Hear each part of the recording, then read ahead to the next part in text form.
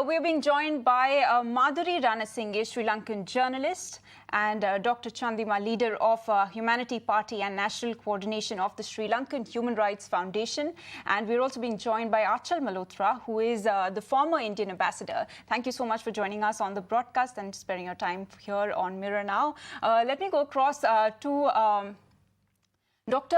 Chandima first. And my first question to you is, political stability is, of course, an important step towards resolving the crisis. So how do you assess the significance of these presidential elections, which are currently underway? How important are they as of now? Actually, it is one of the great question you had been raising from the Sri Lankan nation. I mean, the nation are seeking proper way of leadership of the country. So we are all waiting to see some economic stability, some health stability, agriculture stability. It has been since so many years now. Sri Lanka really need a good leadership.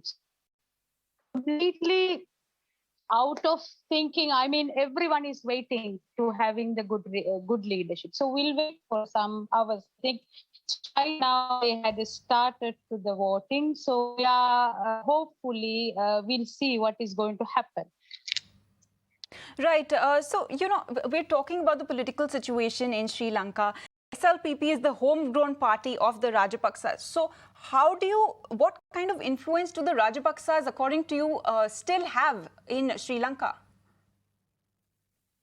It is much influence is there because, the party established, the members, the relatives, the friends, around who are voting them, the money, the business, everything involvement is there with the Rajapaksa regime. So we hope the future, the youth, they need something more beyond than this Rajapaksas ruling the country. Anyway, I hope so.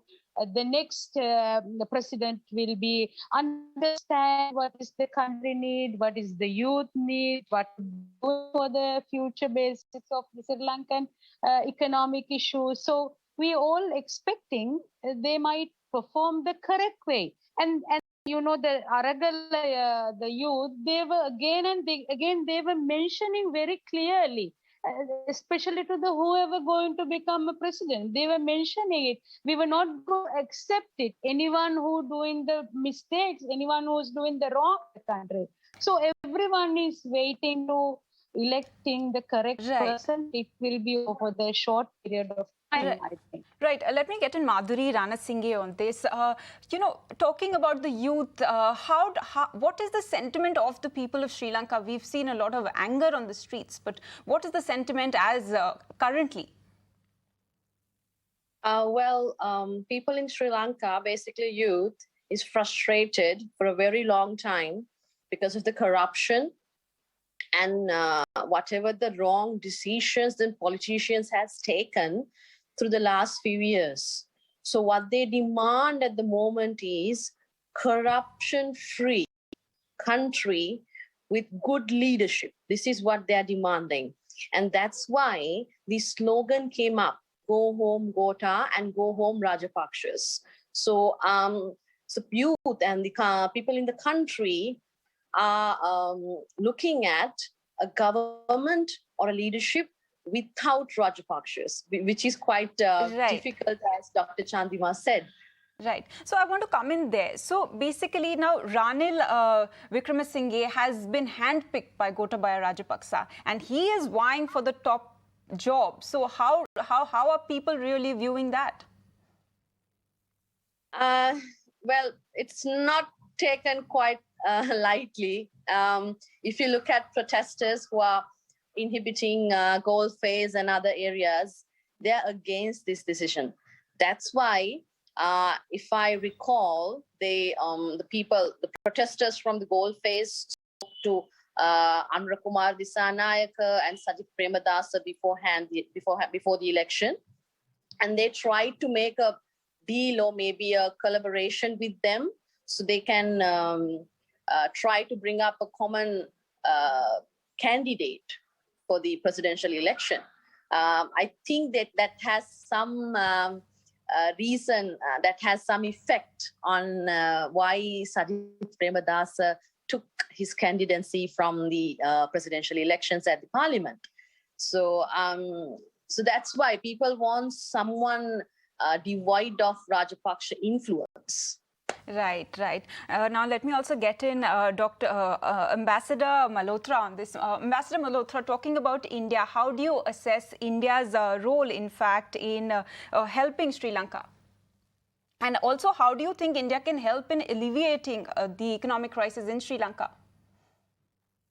Well, Asta, the point, I mean, Sri Lanka is a very, very important neighbor for us.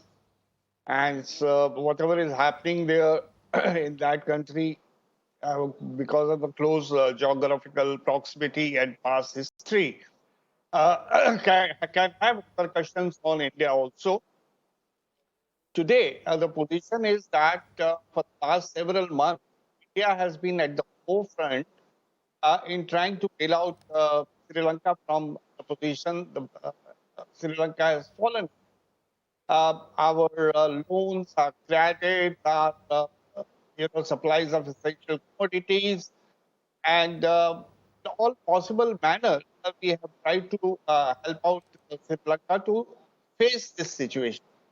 But let's also admit, because the enormity of the crisis, the economic crisis, is so high that India alone will or may not be able to get Sri Lanka out of this situation. If you look at the $51 billion, the loans Sri Lanka has taken, $7 billion are enough probably they need even to service the debts.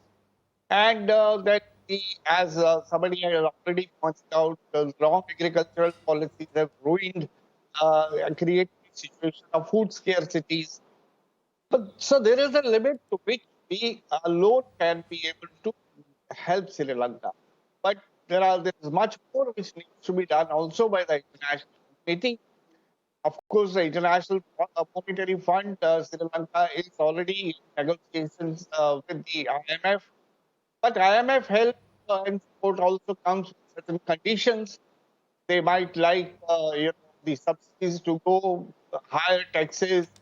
Whether that would be acceptable to the common people, how is it going to alleviate the conditions of poor people in Sri Lanka? That remains to be seen. At the end of the day, it's going to be a very, very long, drawn-out process where India as a neighbor and other players in the international community and over and above Sri Lanka itself will have to take some very important and significant and some hard and harsh decisions, some austerity measures including. And this is the time when the people of Sri Lanka have to understand that once there is a political stability and they have an acceptable government in already in position and place, then the mutual support, I mean, the government and the civil society will probably have to work out together to get out of the situation. And nothing can improve unless there is a political stability. Tourism will not improve. Unless there is a stability in the country, more investments will not come. And so the top priority at the moment is political stability, followed by a series of measures which will instill some confidence in the international community to invest into Sri Lanka. As far as India is concerned, you see the kind of importance we give is reflected in the fact that the two cabinet ministers from the government of India, namely our foreign minister and finance minister, had addressed an all-party meeting. In India, all-party meetings are very rare. But on an issue like this, there was an all-party meeting, and the two cabinet ministers have briefed the political leadership in the country, cutting across the political parties lines about the situation and the role that India is playing at this point of time. And there's no point in doing postmortem as to how and why Sri Lanka fell into this situation. And the moot point at this, the top priority at this point time is twofold, which is political stability, election of a president who is acceptable to the people, and so that there are no further hesitations. There is law and order restored. Fortunately, there have not been any violent incidents, except maybe with the exception of that the temple tree, the Ranil Wickremesinghe's house being on fire.